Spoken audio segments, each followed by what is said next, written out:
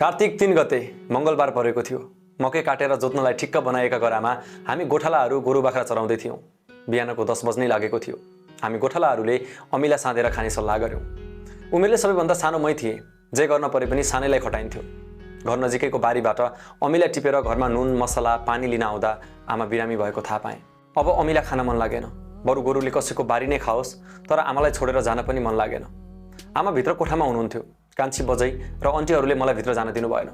मलाई केही पनि थाहा थिएन, मात्र म डराइरहेको थिएँ। एकैछिनमा भित्रबाट बजैले बोलाउनु भयो। सुके आ हेर्ने कि तेरी बहिनी भाइ। मभन्दा पछि मेरो भाइ त थियो, तर मलाई अरूको जस्तै बहिनी पनि भइदिएको भए हुन्थ्यो भन्ने चाहना थियो।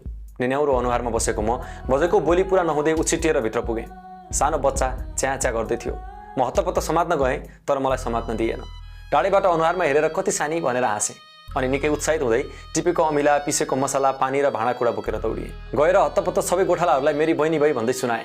म त्यो बेला यति धेरै खुसी थिएँ कि सायद त्यति खुसी मेरो जिन्दगीमा मैले त्यसपछि अनुभव गरेको छैन। बहिनी अलि ठुली भएपछि आमा मेलापात जाँदा बहिनी हेर्ने जिम्मा पनि मेरै हुन्थ्यो। पछि स्कुल पढ्न जाँदा पनि सुरुमा आफैसँग बेन्चमै राखेर पढाउँथेँ। पछिल्ला 7-8 वर्ष यता घरदेखि टाढा छु, तर घरमा जाँदा होस् या फोन गर्दा सबैभन्दा पहिला बहिनीकै याद आउँछ। आज मेरी त्यही बहिनीको जन्मदिन। तँलाई जन्मदिनको लाखौँ लाख शुभकामना बहिनी। संसारका सारा खुसी तँलाई मिलुन्।